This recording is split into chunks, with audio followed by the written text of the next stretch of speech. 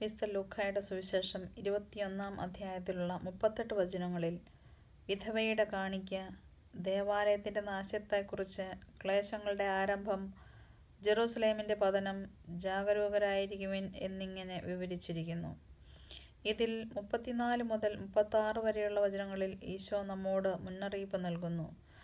സുഖലോലുപത, മദ്യാസക്തി, ജീവിത വ്യഗ്രത എന്നിവയാൽ മനസ്സ് ദുർബലമാക്കാതിരിക്കുവാൻ ശ്രദ്ധിക്കുക. കാരണം മനുഷ്യപുത്രൻ പ്രത്യക്ഷപ്പെടുമ്പോൾ അവൻ്റെ മുൻപിൽ നിൽക്കുവാൻ വേണ്ടി നമ്മൾ ഇവയിൽ നിന്നെല്ലാം രക്ഷപ്പെടണം. അല്ലെങ്കിൽ ഇവയെല്ലാം ഒരു കെണി പോലെ നമ്മുടെ മേൽ നിപതിക്കും. അതുപോലെ തന്നെ മനുഷ്യപുത്രൻ്റെ ആഗമന ദിവസത്തിൽ കരുത്ത് ലഭിക്കുവാൻ ജാഗരൂകരായി സദാ പ്രാർത്ഥിച്ചു കൊണ്ടിരിക്കുകയും വേണം. പത്രോസിൻ്റെ ലേഖനത്തിൽ പറയുന്നു, നമ്മുടെ ശത്രുവായ പിശാച് അലറുന്ന സിംഹത്തെ പോലെ ആരെ വിഴുങ്ങണമെന്ന് അന്വേഷിച്ചുകൊണ്ട് ചുറ്റി നടക്കുന്നു.